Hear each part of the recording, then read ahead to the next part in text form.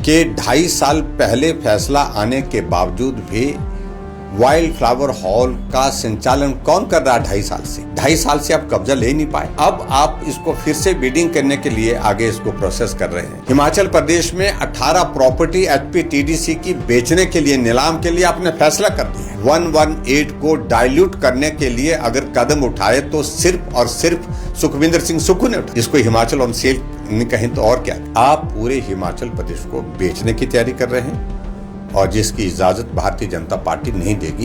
ये बड़े साफ शब्दों में हमने पहले भी कहा है और आज भी कह रहे हैं। बहुत लंबे समय से वाइल्ड फ्लावर हॉल का मामला कोर्ट में चल रहा था और भारतीय जनता पार्टी की सरकार ने इसको एक्सपर्डाइट किया, बेहतर ढंग से किया, ताकि जो रेवेन्यू के जो हमारा एग्रीमेंट हुआ पड़ा है ओबराय ग्रुप के साथ, वो रेवेन्यू हमको जो नहीं मिल रहा था वो मिल सके।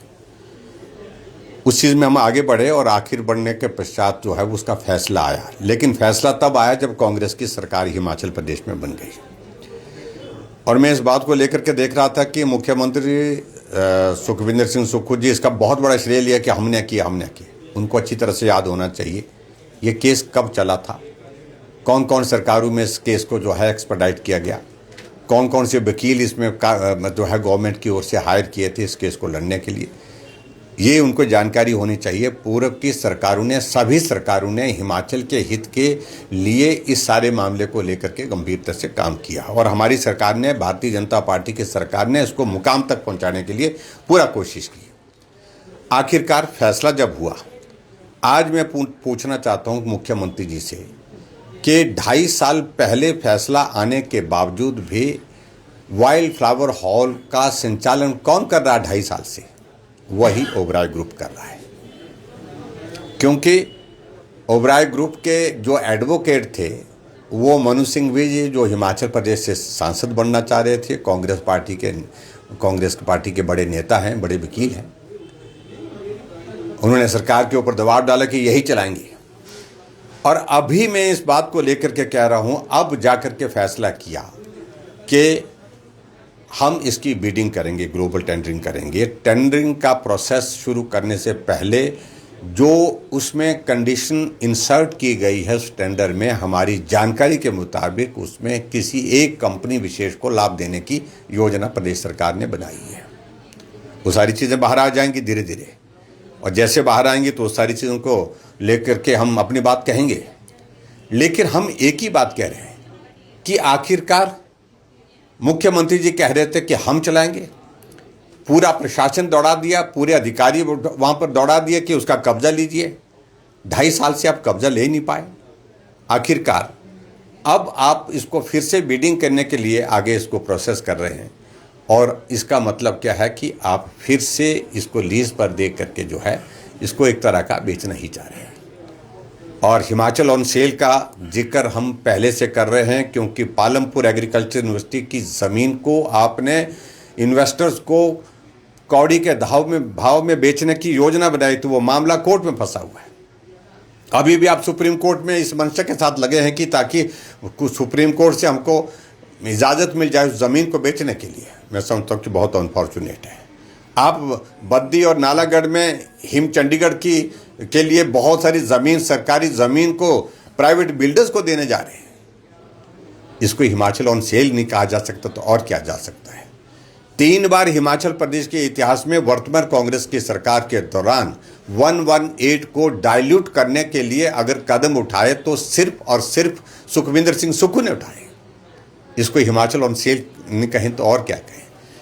हिमाचल प्रदेश में 18 प्रॉपर्टी एचपीटीडीसी की बेचने के लिए, नीलाम के लिए आपने फैसला कर दिया है।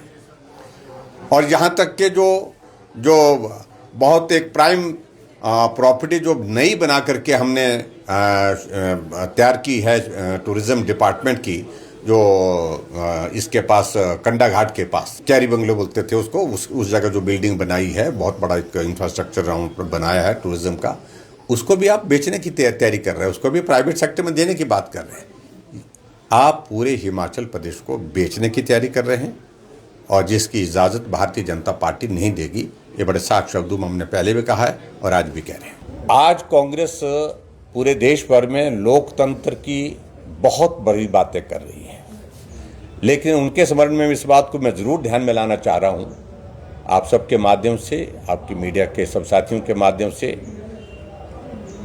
कि रातों रात लाखों लोग पूरे देश भर में एक रात को ही जेल की सलाखों के पीछे उस वक्त डाल दिए गए थे। उस आपातकाल की परिस्थिति में एक स्थिति ऐसी कर दी गई कि जिस व्यक्ति को राजनीतिक दृष्टि से प्रताड़ित किया जा सकता है, वो प्रताड़ित करने के लिए भी कोई कसर नहीं छोड़ी गई। हमारे प्रधानमंत्री नरेंद्र मोदी जी ने 14 जुलाई 2024 को एक फैसला लिया था इस दिन को संविधान हत्या दिवस के रूप में मनाने। हालांकि कांग्रेस के लोगों ने इस बात का, विपक्ष के लोगों ने बहुत सारा विरोध करने की कोशिश की, लेकिन पूरे देश भर में एक फैसला लिया कि संविधान हत्या दिवस के रूप में इस दिन को मनाया जाएगा, क्योंकि आज़ाद भारत के इतिहास में ऐसी घटना कभी भी पहले नहीं हुई थी। और उस दृष्टि से मैं यही कहूँगा कि आज पूरे देश भर में कांग्रेस लोकतंत्र को लेकर के जो बातें कर रही है, उन बातों का कोई औचित्य नहीं है। अगर लोकतंत्र समाप्त कर दिया था, अगर लोकतंत्र जो है बिल्कुल पूरी तरह से एक तरह से बाधित कर दिया था, तो वो कांग्रेस की ही सरकार थी, कांग्रेस का ही नेतृत्व था जब ये सारा हुआ था। सिर्फ डिग्री नहीं, सफलता की गारंटी की ओर पहला कदम। सपनों को मिले नई दिशा, करियर को मिले नई पहचान। हिमाचल की खूबसूरत वादियों में